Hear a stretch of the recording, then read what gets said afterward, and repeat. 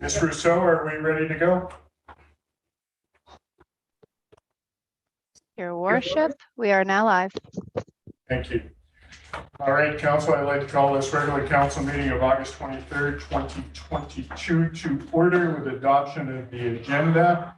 I'd like to amend the agenda to add section K to the in-camera agenda. Someone want to make that motion? Councilor Dunn, second by Councilor Charlotte. All in favor? Motion's carried. Adoption of the minutes of the regular council meeting of August 9th. Councilor Ryan, seconded by Councilor Charlotte. All in favor? Any business arising from those minutes? I have a couple things, but I'll go to Councilor Elliott first. One of the issues on the previous agenda was the local area initiative up in Lower Arrow Heights. And I think the discussion at the time was that if this information was going to the electorate there, or the neighborhood there, they would have to have a full disclosure of the cost involved. One of the comments I made is that, the structure, the infrastructure going down the street is one thing, with the stubs going off to the sewer outlets for each particular residence. But the connection from each house can be very different. Like if it's the septic system, the outlet that's currently in place is at the back of the house, coming around, taking out their landscaping and driveway, whatever it is, to get it to the front along the street, is going to be significant. So when they're voting on this matter of adopting this local area initiative, they're going to be there's a lot of vagueness to the cost. And I think my comment at the time was that I don't know if you're able to estimate those costs, because it can be very significant. You got a driveway, you got landscaping, you got all this stuff to move. Your septic system out in the front yard that you want to disable and connect to the streetway pipe is fine. The guys down the street who's got to remodel his house is very significant. So I don't know if it's going to be if you can get a fair average.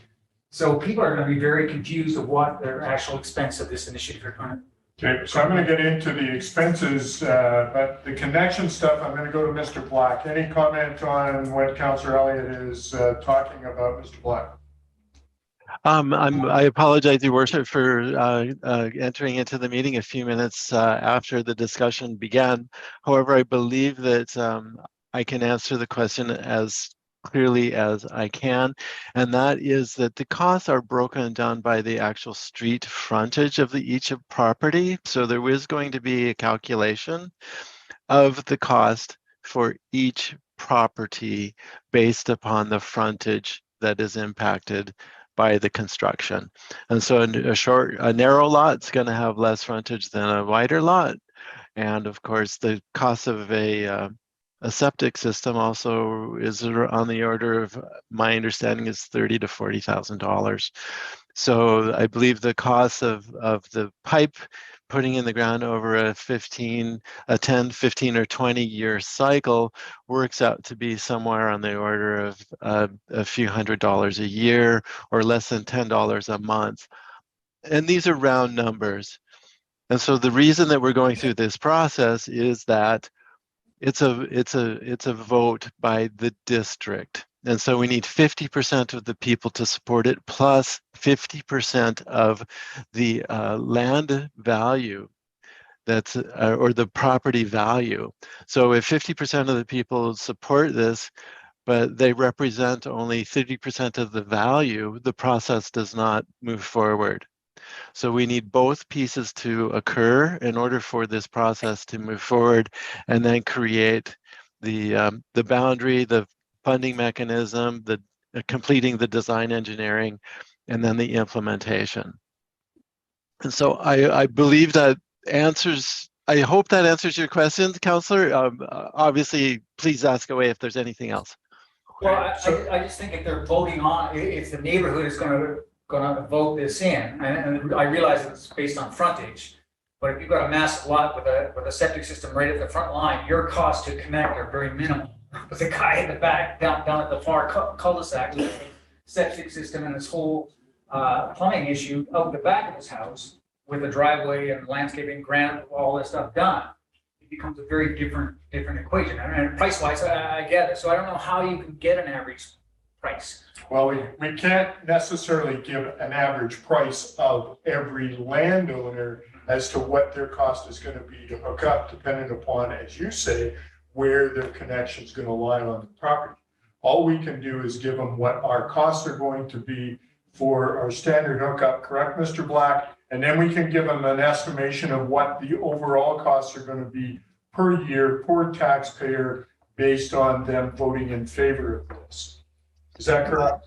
Your worship, that is correct. And I would also suggest that as part of this process, as staff do not have the bandwidth to do this internally. So we will be outsourcing this project for as it is a reimbursement project. And so if should the project go forward, all these costs will come out in the annual billings to the project. If the project doesn't move forward, the general fund, our engineering consulting services, will bear the cost of this, and we stop the process.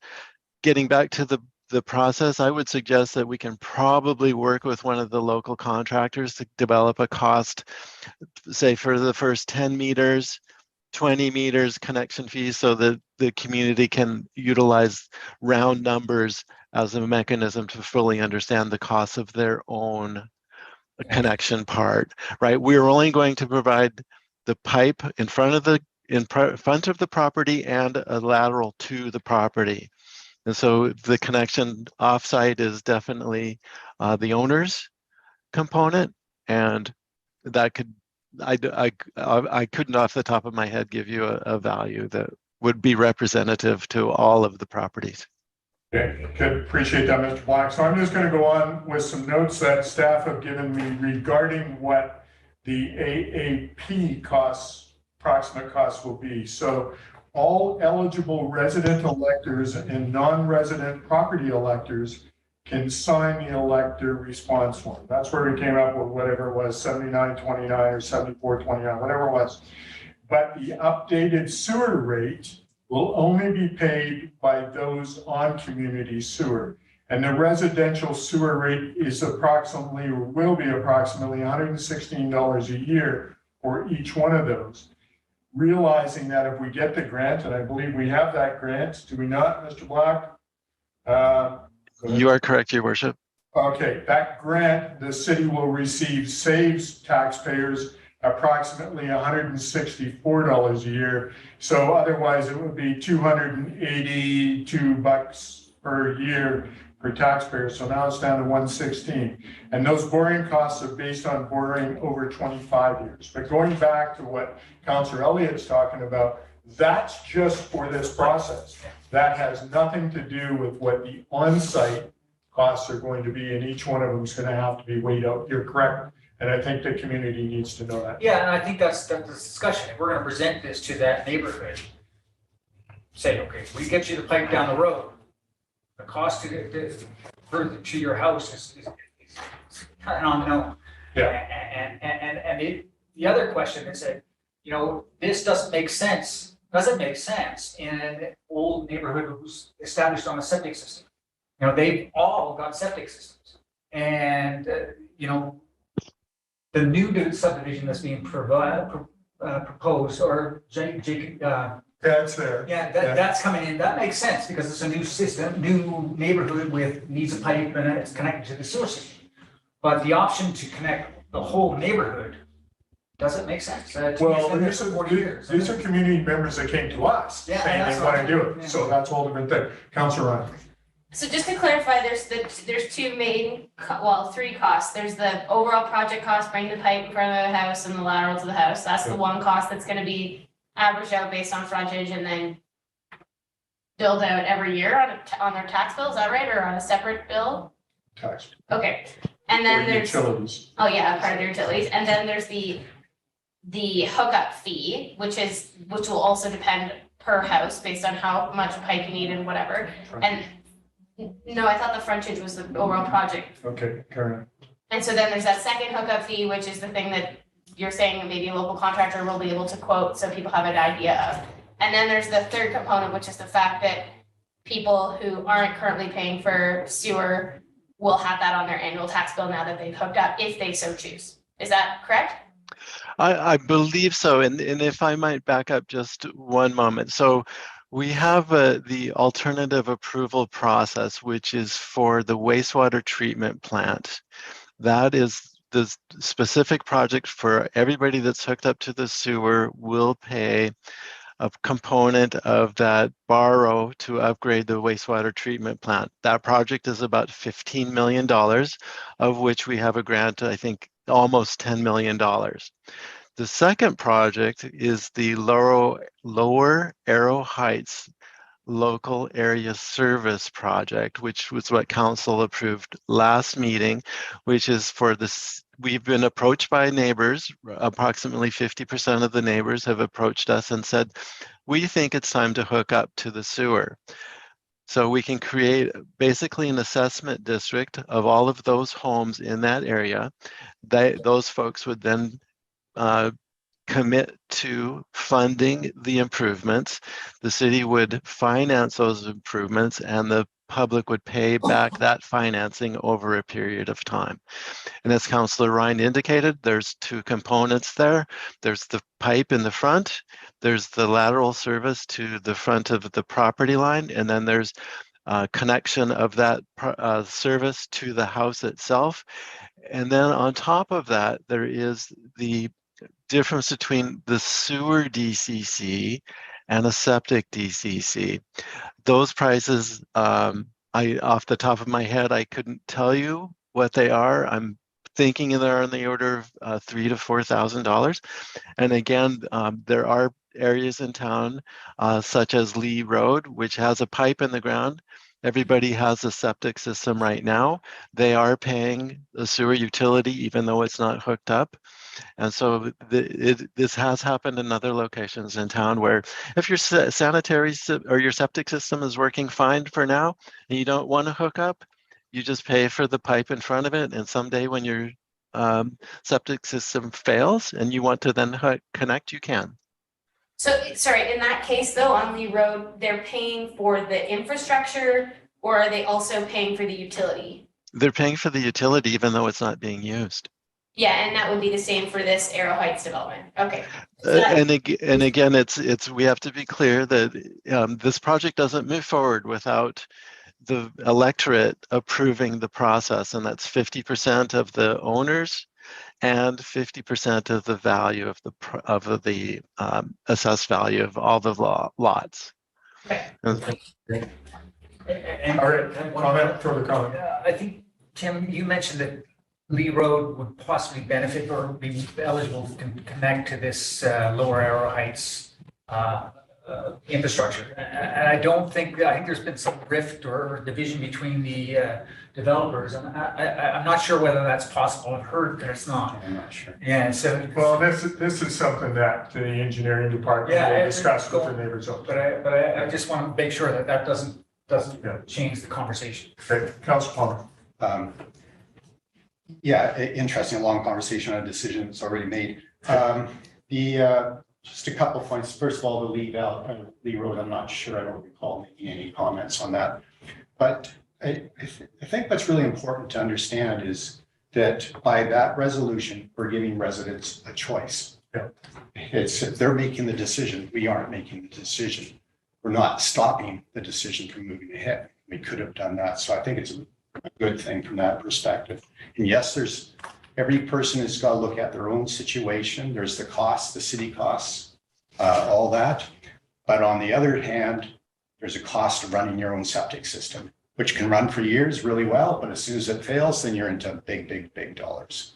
And so, and you're on your own. So it's that's part of the, the collective services that we do as a civilization. So anyway, I think I know how I would vote on that, even though there's a cost. That's a long-term value to the property. So that's basically, we are giving the citizens a choice. Mr. Parliament. Yeah, to Councillor Elliott, I've been involved in 3 different municipalities that started up sewer. Tim and I were involved in Summerland, also in Souk, Sycamoose. What I've seen, specific to your question, is, yes, each house is different. One house, it's gonna cost 20,000 to hook up, another house is gonna cost 5,000, for example.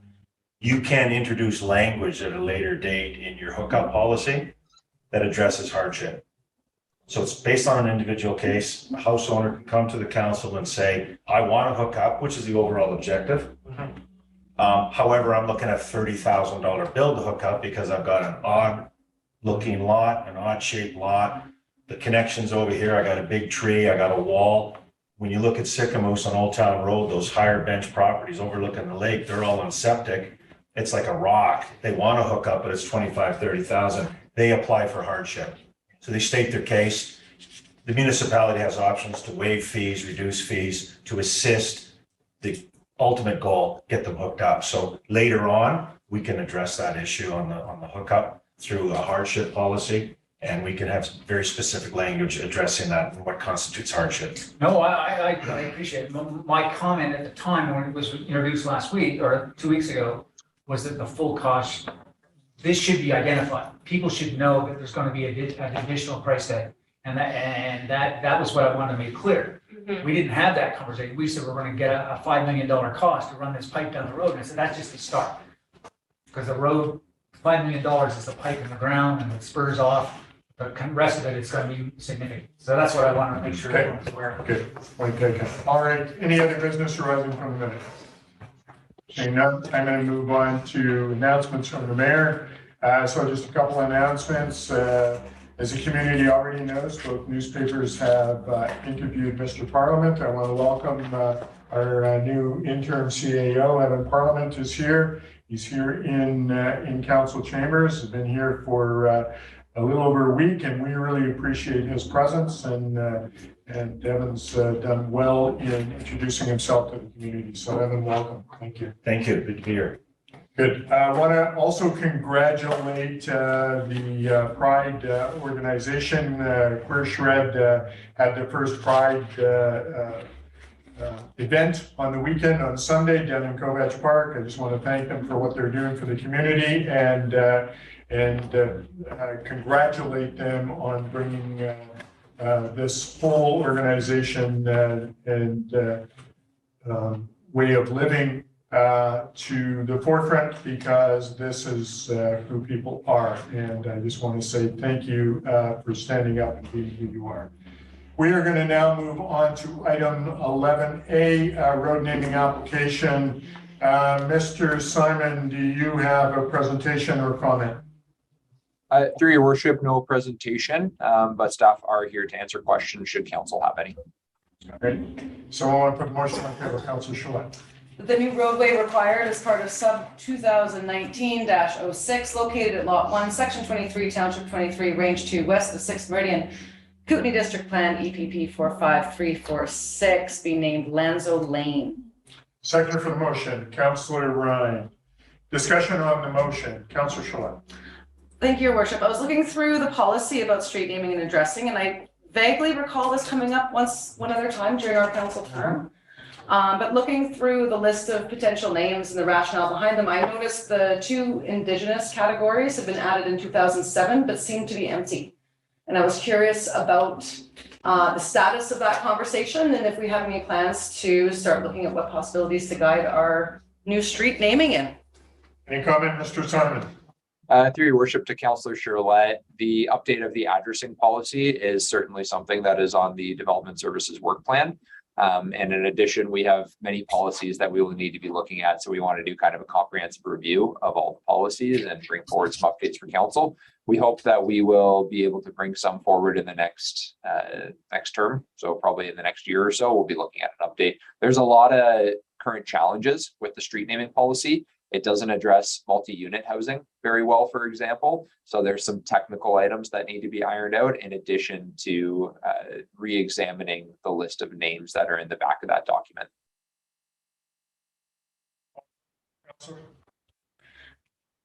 Yes, just that it seems to me that since this conversation has been having, like just recently in our term, as one of the new staff members of City Hall is an Indigenous liaison.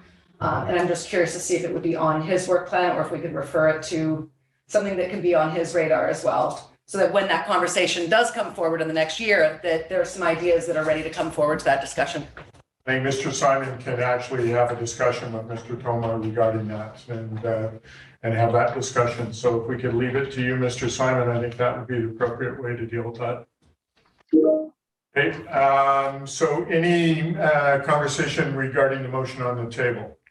So just a little history, in APC last week, Kathy English was there and we talked about the Lonzo property, which is Lee Road and this property here on Airport Way.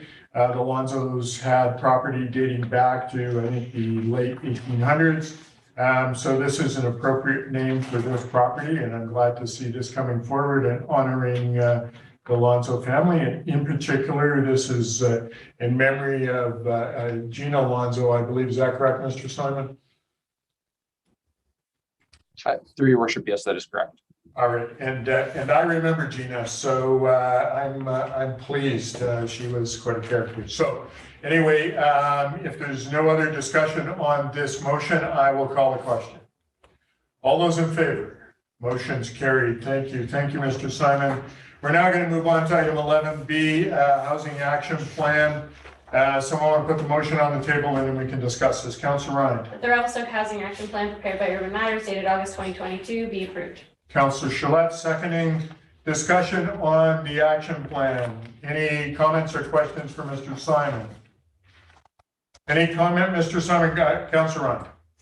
Yeah, it's really great to see all of these ideas that we've kind of like chatted about independently all in one place. And great to have like a starting point and sort of outlines, especially for next council. I did have some questions around some of the specifics.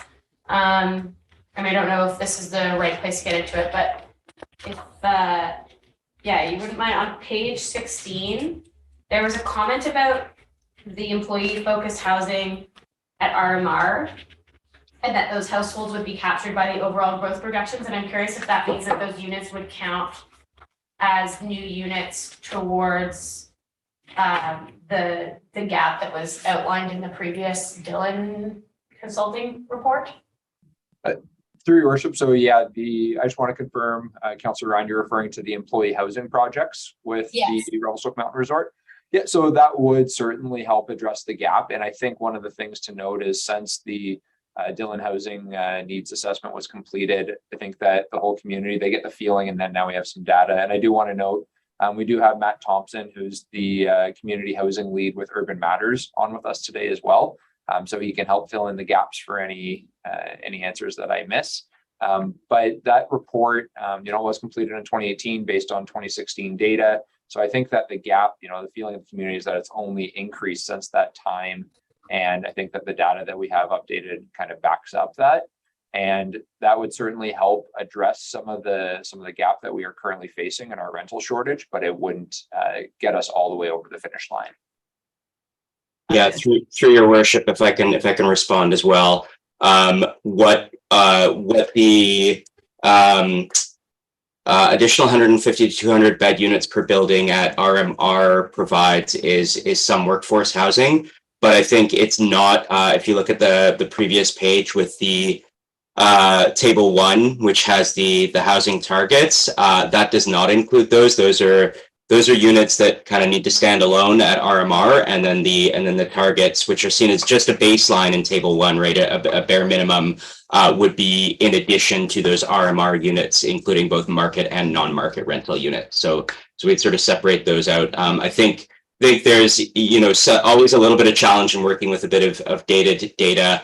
And so we've done our best to update the data as much as we can using the 2021 census, but not all of it was available. I think the big thing that we saw was substantial growth between 2016 and 2021 of 9.4%. And so again, these targets are really intended to be seen as kind of a bare minimum to meet the growing housing needs of Revelstoke. Follow-up, Councillor? No, yeah, that answers my question. I do have another question about downtown density bonusing. I'm not sure I understood. There was an example that was provided on page 21 around a larger site and a smaller site. And the conclusion being that the smaller one didn't generate enough redevelopment value, and I'm just not sure I understand like how revenue comes into play with that. Like, I just haven't been able to wrap my head around that, wondering if you could explain it. So through your worship, essentially when we're trying to do some calculations as to whether or not density bonusing at the level that it's provided for in the bylaw would be economically viable for a developer to come in and reasonably contribute to affordable housing units. That's what it's referring to there, whether or not it was actually enough, it was able to generate enough revenue as part of the redevelopment to be able to afford to contribute to affordable housing within the community. Because one of the balances that we need to strike is, how do we incentivize new development in a manner that doesn't come at the cost of economic development opportunities? So it's striking that balance where development is still economically viable for a developer to come in and still want to contribute to the community and be able to afford to provide some of the units as affordable, while not making the requirements too onerous so that it will disincentivize people from developing in the first place. And Mr. Thompson may have something to add on to that. Through your worship, yes. In addition, I mean, I think it's sort of the scale of development, that there are economies of scale that are gained through larger sites and greater number of units, results in an ability to kind of contribute in a greater fashion than we typically see on smaller sites. And that, I mean, kind of a consistent land use pattern is that it's more challenging for small scale developments to contribute either through to an affordable housing reserve or through units than we see larger developments are much more able to contribute, either whether it's cash in lieu or a unit contribution. So I think this and I will note that we have a sort of executive summary of the analysis that was being done that's also being finalized as we speak, to provide a supporting document that will outline some of the analysis, both for the downtown and for some of the other sites that we looked at, that will kind of explain some of the numbers and rationale behind that. But essentially, it's an economy of scale issue. Gotcha. That answers your question, Councillor? Yeah. You have another question? I got lots, but I can stop. Any other questions from other councillors? Councillor Elliott. 3 years ago, BC Housing came to us with a grand plan about adding affordable housing to our community. I don't know where or what's gone wrong, but it is very slow in coming. In fact, the proposal that was done by Southside is pretty well, I don't know where it is. We begged for information. We've asked the council here, we've encouraged it whatever way we could. So there was some notes in APC in that package, so we'll get to that. But Mr. Simon, do you want to respond to Councillor Elliott regarding where that project is at the present? Yeah, through your worship. So not directly related to the housing action plan, but obviously an important piece, working with BC Housing and other nonprofit housing providers. Staff have worked with them to try and streamline the process as much as we can. We received a development permit application in July, went to APC August 16th, and we'll be targeting September 27th to bring the development permit for council. Once that development permit, should council approve it, the applicant can proceed right to building permit stage, and we will be again working with them to address all the technical elements, engineering, to get them in the ground as quickly as possible. Great, thank you for that. I know there's been a major transition, change of guard in the BC housing world. The president has resigned and that sort of stuff. Is that affecting us, or will it affect the project in the future? So no, to be honest. Mr. Simon, any further comment? I mean, at this point in time, so when we get to the APC notes, I think we'll discuss this a little further, if you're okay with that, Mr. Simon, and then I'll just weigh in a little bit. So through your worship to Councillor Elliott, I obviously can't speak on behalf of BC Housing, but I can say that our correspondence with them, there's not been any indication that there is any less desire to see this project move forward at this time. And, they are keen to move on to the next step, which is council consideration of the development permit, at which point, should it be approved, then they would move into the detailed design phase at building permit, all the detailed engineering. There's some other nuances that we need to work with them on for that site, but we are keen to get going on it. Thanks, Paul. Thank you. Okay. Councillor Ryan. Yeah, under the section talking about negotiated comprehensive development zones, it mentions that there would likely require a focus on missing middle and moderate density housing.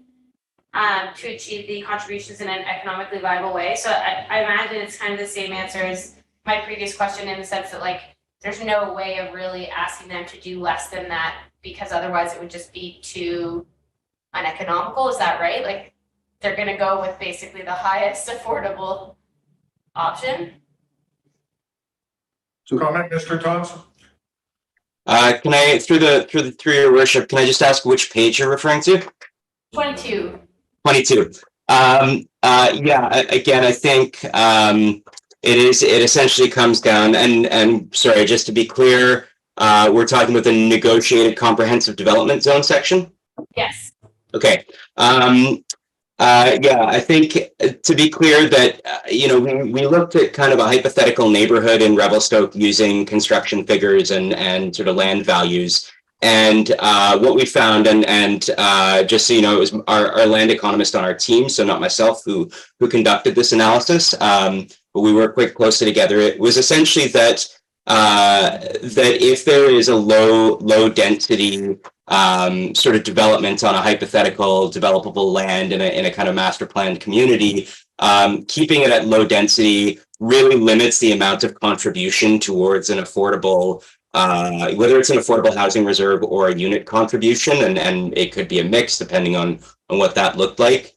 It's very limited if you're staying with single family homes, and it's only once you start to get into the development of a mix of townhomes and likely some moderate density apartments that there are economies of scale at which developers can contribute in such a way that that it's not negatively impacting them, i.e. either the risk isn't too great or they aren't losing out on their return on investment. And as Mr. Simon noted, part of the sort of art of these exercises is balancing a policy such that the municipality can receive contributions from a developer, but not disincentivize development. And so that's where the density, this sort of missing middle density comes in on this, this example. Okay, and those non-market rental units or market rental units, and some of the other sort of suggestions around covenants and lease agreements and things like that, what is the vision for who will be managing that going forward? Yeah, I mean, in an ideal scenario, I think this is one of the big conversations that we've had with staff throughout this whole process, is that we can't have policies that are requiring significant staff burden to manage them. So very much, I think the intention typically when you're looking at kind of a non-market contribution would be for a nonprofit to step in and kind of manage the units as part of the agreement. And so that's why, again, a kind of comprehensive development zone is really important, because it allows them to be involved in the process from early on.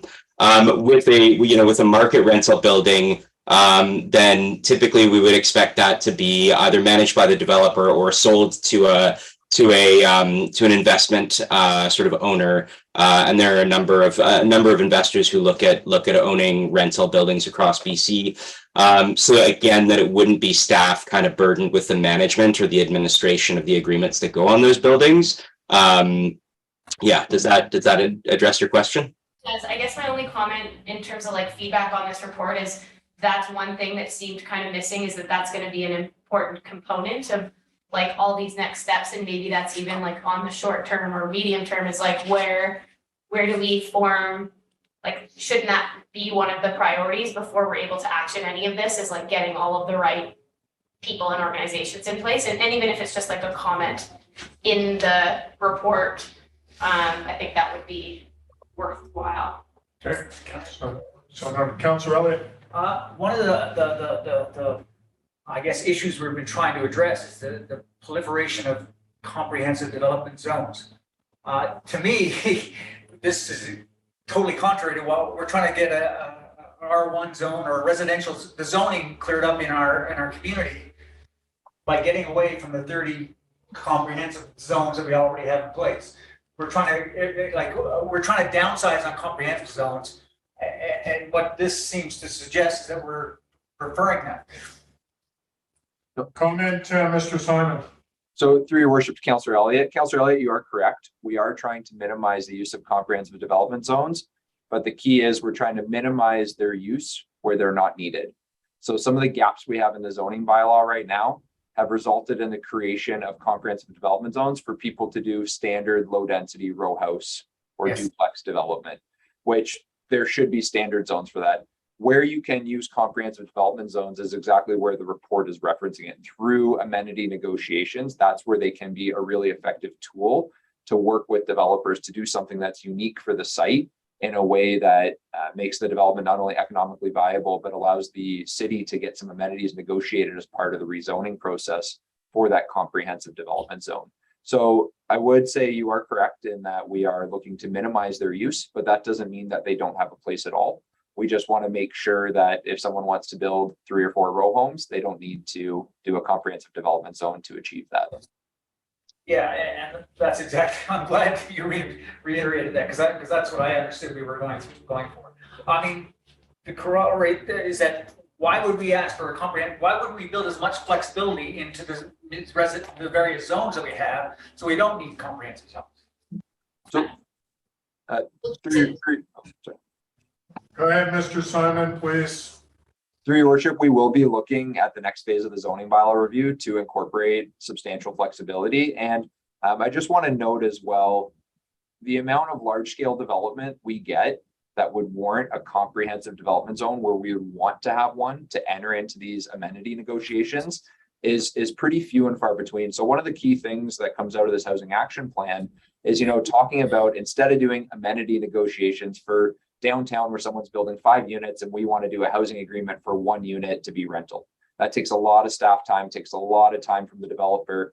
If we look at establishing a cash in lieu rate, that would go into an affordable housing reserve where they pay X amount per unit for the density bonusing that they're getting as a result of the development, then that allows them to get through the process quicker. It allows them to get through the process in accordance with the current provisions of the zoning bylaw, and they don't need to enter into these amenity negotiations. So it will be few and far between that we get into those amenity negotiations for substantial comprehensive development zones. And we will be looking at incorporating as much flexibility as we can into the zoning bylaw with future updates. And the recommendations from the housing action plan are going to help influence that as well through things like cash in lieu for housing units, as opposed to actually doing housing agreements. Yeah, just wanted to say, I'm all on board with that approach of cleaning it up and making it easier and more clear for developers. I think that makes a lot of sense, and that's obviously the intent of most of these suggestions. But in providing that flexibility, we've also just acknowledged that the economics alone are not going to meet the lower end of that housing spectrum. And so there is going to be some element of management that's going to be required. And like they said, it's not going to be all on staff realistically to do all that administration. There's other parts of this that were all about land acquisition. That's obviously a city thing, but the details around who ends up managing those projects and those units, I think is worth mentioning somewhere in here, because otherwise that lower end of the spectrum, that's not going to get addressed. Okay. You have another question, Councilor Ryan? Always.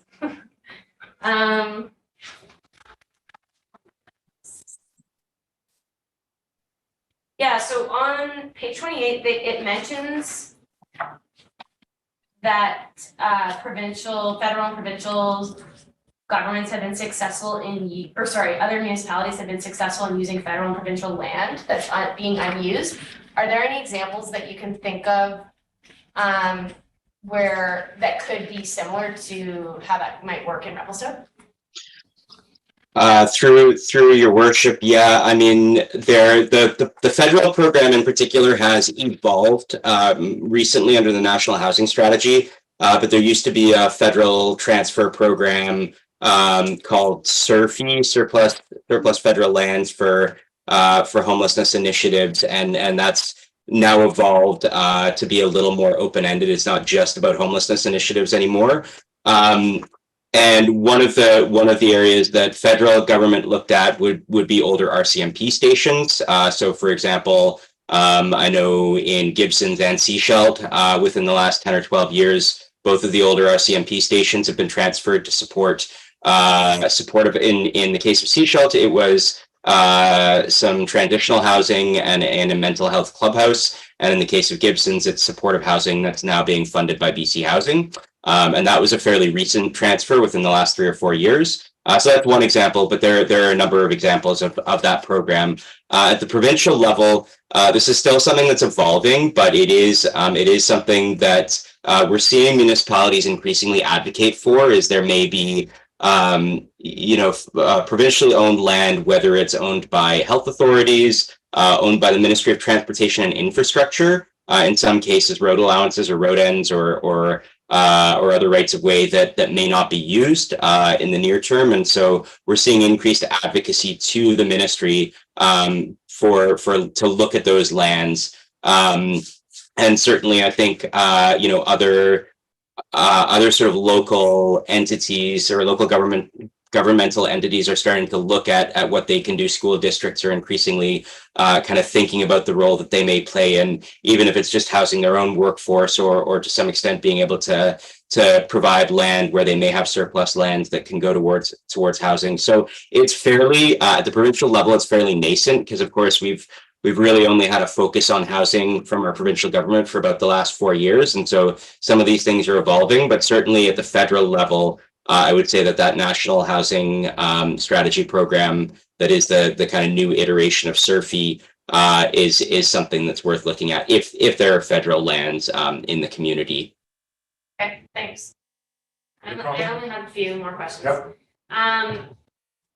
Page 33 mentions something called pre-zoning. What is that? Mr. Simon? Through your worship, and Mr. Thompson can add on to anything that I miss again, but it would essentially be when we're going through and doing our zoning bylaw update, identifying sites that are suitable for the type of housing that we have identified as a core need for the community and granting them that zoning, typically as part of that comprehensive zoning review, so that when someone comes in, they don't need to go through a rezoning process and they can proceed right to development permit, building permit stage. So for example, through your worship, so for example, one way that we're seeing this increasingly used in BC municipalities is kind of gentle density on single family lots where you're pre-zoning to allow for secondary suites or garden suites or both. In the case of Kelowna, there's been the RS7 zoning that came into play a few years ago where they allowed on single family lots around the downtown core, allowed up to fourplexes. We've seen similar programs in city of Coquitlam. So those are large communities, but we are starting to see that type of gentle density working its way into smaller communities as well. Places like Salmon Arm, the town of Gibson's, starting to look at how they can increase density while maintaining neighborhood character through pre-zoning. And then, of course, as Mr. Simon noted, there are options for pre-zoning around kind of missing middle as well. And typically, the way that would be structured would be to pre-zone at a base density that is an as of right for the landowner, and then provide a density bonusing option in exchange for either amenity contributions or units or cash in lieu payments in order to allow the developer to achieve greater density in exchange for contributions to the municipality. Great, thank you. Councilor Ryan? That's pretty cool. Yeah, the page 45, there mentions protecting tenants and existing purpose-built rental stock. The last line of the description mentions that some local governments have also included stipulations around the level of affordability in replacement units to mitigate the impact of redevelopment of older rental housing. How do we ensure that that's the case? Would that be a land covenant or housing agreement? And if so, who again is managing that?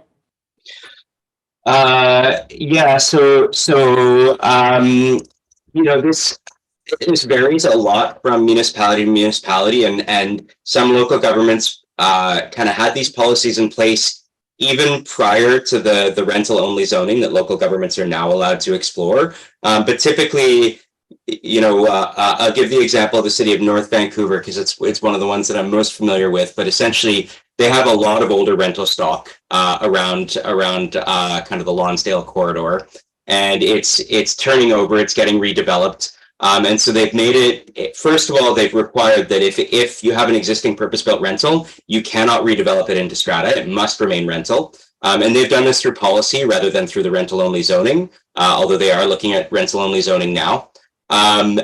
And as part of that policy, what they've said is, and it's essentially what I said before around the density bonusing and the pre-zoning, is that, you know, as of right, you have X amount of density that you can build towards, and you don't have to give any contributions, but they give a pretty significant density bonus on top of that. It brings the density from 1.6 FSR up to 2.6 FSR in exchange for 10% of the units being at 10% below median CMHC rates. And those are kind of locked in. And because the whole building is managed privately, again, kind of back to the governance consideration, because the whole building is being managed privately by an owner who manages the rental, they're simply required to provide 10% of those units at this lower cost.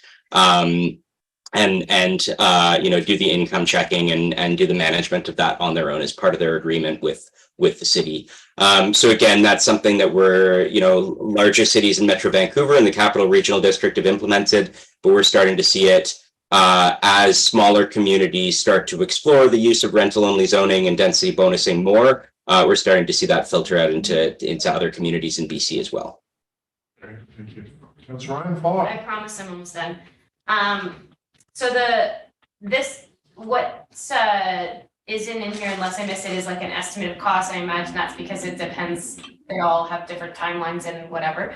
So what, and maybe this is more of a question for you, Gary, or you, Evan, but is the idea that now that we have this plan, we can decide what the priorities are and then get estimates for them and then put them in the budget and start acting on them?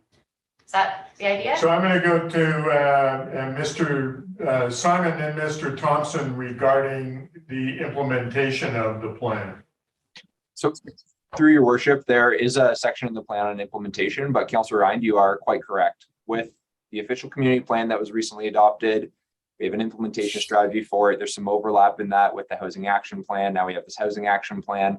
We're getting all these master planning documents together, and we're getting these high level visions and strategies in place. The next logical question is, how do we implement it? So one of the key things specifically within the planning group before the end of the year is to start to develop a more robust work plan on how we actually go about implementing this. And you are quite correct, with the new council, it will be important to provide that strategic direction as to, you know, what the key priorities for the community are that will help guide that work plan. But staff are quite confident that we're going to be able to do, you know, a lot of the work in-house, because a lot of this is, well, some of it is definitely low-hanging fruit, and we'll be able to get a lot of it done relatively quickly over the next couple of years. But it's certainly something that needs to be embedded into a proper department work plan.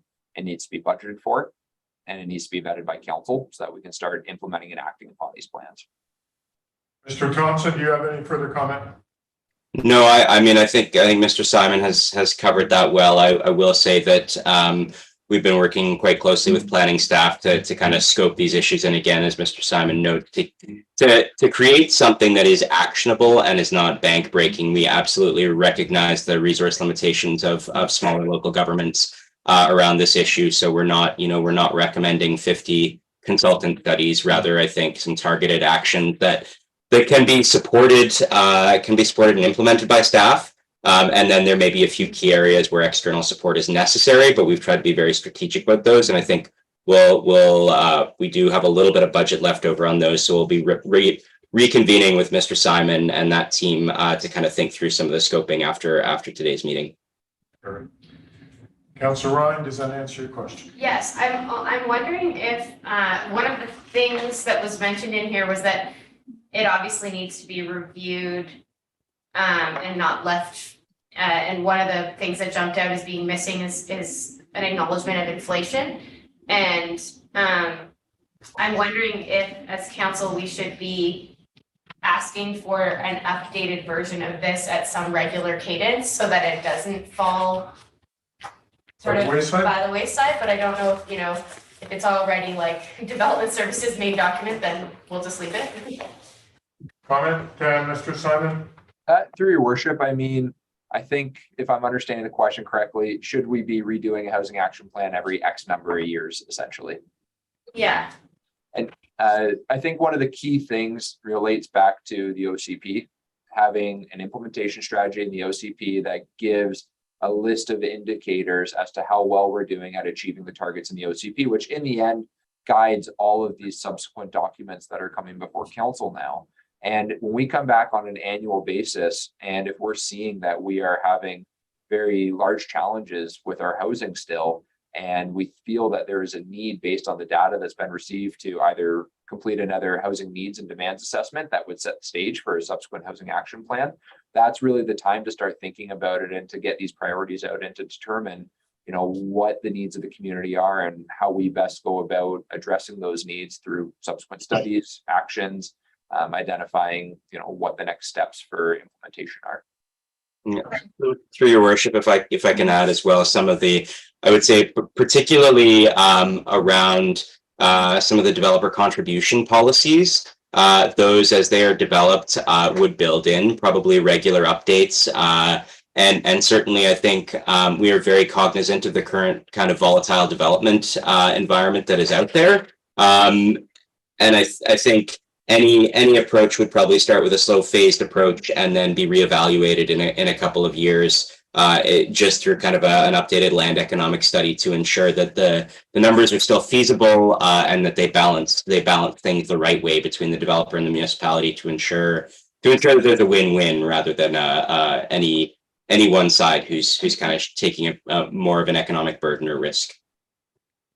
Okay, thanks. Councillor Charlotte. So I've got two angles that I've been looking at this for. First, thank you very much for this report, the action plan. It's ambitious. I think there's some great pieces in this, but the implementation is, like, it's overwhelming. There's so much going on. I'm curious to hear about how we leverage the OCP implementation process and this idea of a committee or action team, policy team, focus group, like whatever that structure looks like, and how the housing action plan can fit into that. Like, what role does committee work have in this ongoing conversation? If this is one of our big community priorities, does it fit into committee of the whole? Does it fit into a separate housing committee that stays on top of these actions and really works through the education so that we have that base to have these conversations going forward? So having this housing plan basically gives us the ground floor of moving housing forward in our community in whatever way is proposed. And I think we're going to have this comments and planning at the committee of the whole plan as we move forward. Whether we use a committee on housing or not will be something that actually Mr. Parliament and I are having a conversation on as to how we move some of this stuff forward. And so kind of planning that as we move forward is in flux at this point. But Mr. Simon, any comment from your perspective as a planner? Through your worship, the way I kind of view, you know, governance and these types of considerations, which I do want to note, the report in part 6 does mention it. It does speak towards it. You know, the planning group can do a really good job at kind of setting up the framework, setting the policies, setting the zoning to enable, facilitate, incentivize the type of development we need that has been, you know, outlined by the community. We have a social development coordinator role within the city, within the community economic development group that can help leverage those partnerships with the community. So I think that it's part of a bigger discussion, and it's part of, you know, that strategic direction from council and then implementation by staff and leveraging the roles that we have right now and really, you know, reaffirming and setting in stone what the scope of those roles are going to be so that there's some consistency and expectations that can be set out to the community, and understanding that planning is responsible for this when it comes to housing. Then we have a social development coordinator, and I see Ms. Braun has jumped on, who may be able to add in as well to say this is how they work with the community to help facilitate grant applications, help facilitate this partnership or that partnership. If Ms. Braun has anything to add on to that, I'll leave it with her. Through your worship, nothing to add. Just wanted to let you know that I am here and listening in. And yes, we've been in discussion with development services about how we can support the housing action plan implementation, especially with regards to the online administration platform, the Airbnb funding that is for affordable housing specifically, and as part of our development of a workforce retention strategy. So we're looking forward to having that conversation. So at this point in time, so when we start talking about this sort of stuff and we bring it up at the council table, then that's where we can give direction back to staff as to how we can move some of these housing action plans forward. Does that answer your question, or does it just evade it? Nope, that gives me a good understanding of how some of those conversations fit in. Okay. And I look forward to seeing how that comes back to council in an ongoing functional way, so it does stay top of mind as one of our priorities, that we are putting the resources in appropriately. So thank you, I'm grateful to hear all of those pieces. And I'm also happy to see Ms. Braun on the screen as well, because my other point to question was the data management of this, because there are some really good statistics coming out of this report, but like we've already been talking about, some of the census data is already out of date, there's new data out, and to update data on an ongoing basis, especially for such a fast-moving target right now, I think is key. I'm curious to see if there's been any talk or potential to tie this in, depending on how well it's going, the community economic dashboard that was set up in Tableau. And I know there's a housing tab there that does have some really interesting statistics and facts in there. And how can we design those dashboards so that they align with these goals so that we can see updated data from between both the city staff, I'm imagining, but also our partners to leverage that cloud tool. So Ms. Braun, any comment on that? Are you familiar with that, how that moves forward? Through your worship, yes. Our prototype of our data dashboard is up right now and ready for input and comment. We've shared it with our commission and will again at the September meeting. And we are incorporating as much housing data as we can get our hands on. So we've included not just the census data for the city, but our TELUS Insights data that tell us about that kind of moving window of people that are here for at least 2 months that are, for all intents and purposes, residents, as well as data from the CSRD Area B's Housing Needs and Demands Assessment, which is also incorporated or referenced at least in our housing action plan, because of course our OAP funding is going to only increase as we bring in accommodators from Area B, and we're going to be wanting to make sure that we capture that input as well. So the data dashboard is working quite well. There's still some work to be done on tweaking it and ensuring that we have the resources to continually update it, but that's certainly part of our ACTEV strategy going forward on a regional basis. So that is one area that we will be definitely committing some resources to. Okay. Follow up, Councillor Shalit. No, that answers that question. Councillor Just on principle, I don't think municipal government can solve the housing problem. I think it's a market solution that comes, and our job is to get rid of barriers, make it clear this is what we need, this is what we want, encourage it, put the attractants, all of the legislation in place to make it happen, then get out of the way. Monitoring and ongoing or excessive, all these different things, just say, this is what we want, we'll work with you. That message should be clear to all the developers out there, and we'll find a way. That should be our message. And I know the action plan is a thing, but this defines what we need. Now put that out to the public and let the market come and find a solution. And I'm going to go back to how we've changed things, or how development services has changed things to do that very thing, to move. We're seeing projects go through quicker than we've ever seen it, and I'm just appreciative of the staff. So I appreciate your comment.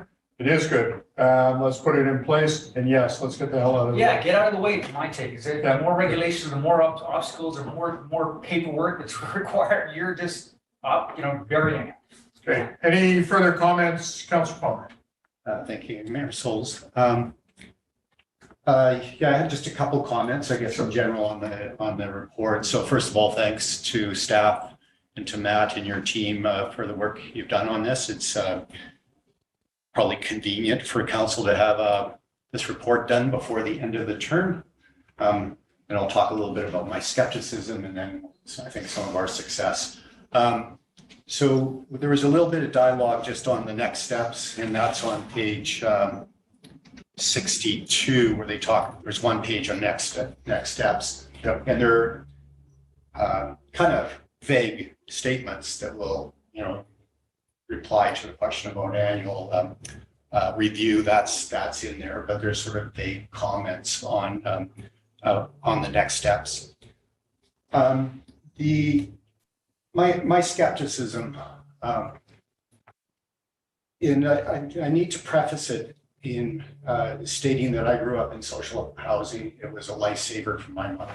It's important. So, because ideas are sometimes just some of the comments that Councillor Elliott were taking are seen as anti-compassionate and that kind of thing. And I think there's another aspect of that. It's my view that when the government is involved with housing, that we do a lousy job. It costs way more money. The projects cost way more than the private sector would do. We fumble stuff. We've got examples of that here. We bought, the province bought housing that was maybe not great, but it was affordable or more affordable than other areas. The government bought that, and they're still after 3 or 4 years. Those projects aren't complete, and rents still continue. There's for the municipality to be getting into the housing thing, we are basically doing a voluntary downloading of provincial responsibility. And that comes at a cost. That comes as a taxpayer cost. For our staff here, this report, yes, we get some funding and stuff, but that comes at the taxpayer's expense. So what do we do for that? We raise taxes and we make our community incrementally less affordable. And if we talk about the missing middle, there's so much conversation about the missing middle, but not only do governments do a poor job of housing as far as management, I'm talking on the money side, we create this competition against the market that can't compete. I would suggest that part of the reason the missing middle exists is because government is in the housing business instead of letting people build. Having said all that, I'm happy to have this report done, and there's some initiatives that we'll carry on. There'll be lots of conversation. And I think there's lots of good things that we've done. And Mayor Sulz, you referred to some of that on the development services. We had major housing initiatives that took over 4 years. And then meanwhile, we had more and more crisis because there wasn't stock in the market. So that has been a great success, and thank you to Paul and the team there for getting processes better that we can actually get development. And the conversation as to what's good and bad development is a different conversation, but having good, fair processes so that we can get development and allow people to get into that.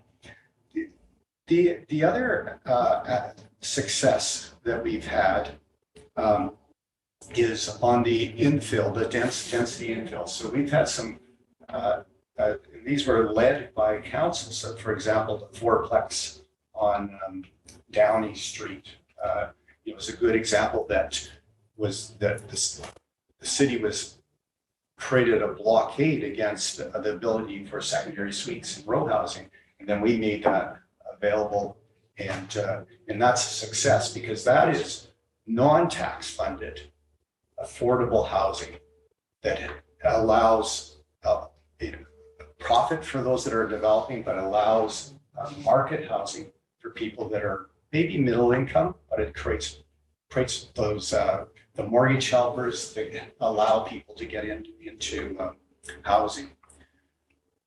And I think that when we look at the affordability, so and I'm going to come back to that in a moment on how people can get into the market. But I think the other thing that I think is important that council has done that's going to have big implications on affordable housing that's not tax funded and helps our taxpayers is the carriage houses and the garden suites. Because now there's this ability to create a revenue stream that profits individuals, our taxpayers, those people that we're representing that are actually paying for council and for all the infrastructure. In the report, in my final comment, in the report, there is a section on the market housing. I lost it. Oh, increasing opportunities for affordable home ownership. So when we talk about affordable housing, generally it tends to distill down to those that are in situations that can't have home ownership. And I've argued that sometimes we create a bigger challenge by making that price point, whether it's through taxation or the ability to fund things, that more and more people can't afford their own houses. And I really think that's where we need to emphasize is how do people get, young people, how can they get into affordable housing? And that, I really hope that we spend more time, that's the strategy for increased opportunities for affordable housing. And how can we make that more attainable in the future? Those are my comments. Mayor, I will support the motion. Great. Thank you, Councillor. Appreciate that. Any other comments from any other council? Councillor Burksville. So first off, to echo the other councillors, I'm really happy to see this report. I think staff and Mr. Thompson and his team have done a great job. You know, in response to Councillor Elliott and Councillor Palmer, I feel like addressing housing issues, you know, there's all the different levers and we can talk about which one's the best, but essentially we need to use all of them. And I'm really happy in this report that it's addressing all of those different levers. You know, we really need the private sector to be building what we want. And the best way to do that is to make incentives for them and to get out of the way, creating like pre-zoning properties. It's addressing all of these different issues. And I really, fundamentally, I think that, you know, if we did everything in this report tomorrow, in a year, the city would be in a better place, maybe 2 years, obviously, you know. If everyone knew 6 months ago we were going to do it tomorrow, maybe in a year. But I fundamentally think that there's a place for affordable housing that's either being run by municipalities or non-governmental organizations. There's never going to be a profit for the private sector in housing. Housing people with special needs or who, for whatever reason, are on disability or, you know, that spectrum of people, that will never, the private sector will never find that profitable. And so we need that section. However, I agree, you know, having the city build affordable housing is not necessarily the most cost-effective way. That's, you know, the private sector will find a way to do it cheaper and more efficiently. And so I think it's really important to be doing both at the same time, because that's essentially what the community needs. We need all sections to be firing at full capacity in order to, I don't think we'll ever solve the affordable housing problem in Revelstoke, but to alleviate it, to make things better. It's about the best we can hope for. Because as someone pointed out to me, if we are the one town in BC to solve the affordability problem, everyone's going to move here. So it's a never-ending problem, essentially. But we can just try to make things better. And I think that this report, proving it and implementing it, I think is definitely the direction we need to be going. Well, I think that's intentional. All right. Any other comments? One last time. Yeah, I just really echo that comment, because I feel like the risk of not trying all levers as soon as possible is just so high, and we've seen that in communities like Tofino or Jackson Hole or any of those communities where it just goes way too far the other direction and there's no way of getting it back. So I feel like even if it's inexpensive and inefficient, you risk losing like what you love about Revelstoke. Anyways. All right, so can I agree. I think we need to act on all levels.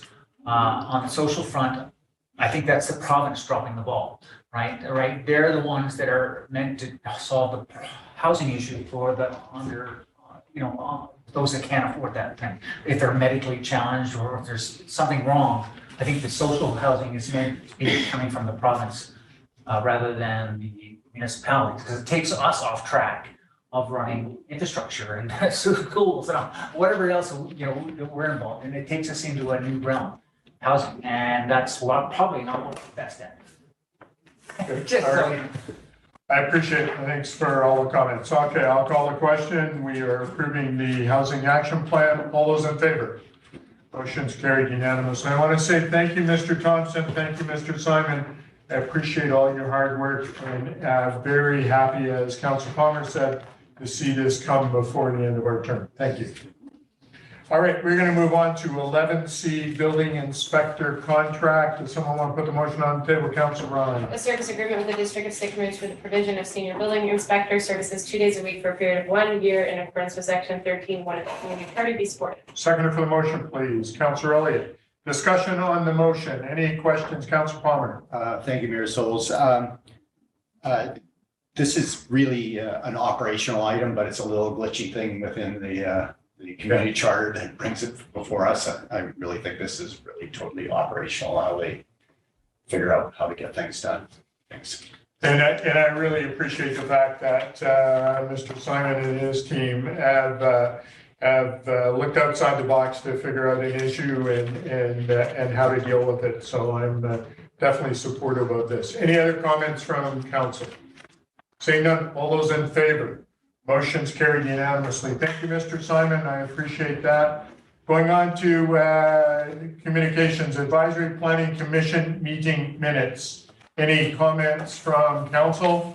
I was at the last APC meeting and very appreciative. Mr. Simon had Kathy English there to talk a little bit about history and development in the community, and she weighed in a little bit about acknowledging history as we move forward without basically tying our hands, and just appreciate that comments and the questions and the comments around the APC table. So anything else from council? Councilor Charlotte. I noticed the meeting was held electronically as well as in the McPherson room. It was, for meetings like this with some of those presentations, I'm sad I missed the meeting. It would be nice to be able to review if it was on YouTube. I'm not sure if it was recorded because we're in McPherson room, but I'll ask Mr. Simon. Through your worship, no, APC meetings are not currently recorded. Okay, and the reason it was electronic is there was 2 or 3 members that weren't able to be present in the room. Right. The presentations were all live. Yeah. And the proponents were present as well. So it was just because a couple of people weren't able to be there working out of the community. Right, fair enough. Councilor Palmer. Just to comment on the minutes, a note that the minutes seem to be better, being improving, and also the clarity of the recommendations has improved. So thank you to staff for that. Great, appreciate that comment. Thank you. All right, seeing no other comments on communications, I'm going to ask Ms. Rousseau, any questions from the press? No questions from the press, Your Worship. Thank you, Ms. Rousseau. So I am going to ask for a motion to go in camera pursuant to section 90.1 A, C, D, and K of the Community Charter, moved by Councilor Ryan, seconded by Councilor Charlotte. All in favor? Motion's carried. We'll take a couple-minute break and then we will go in camera.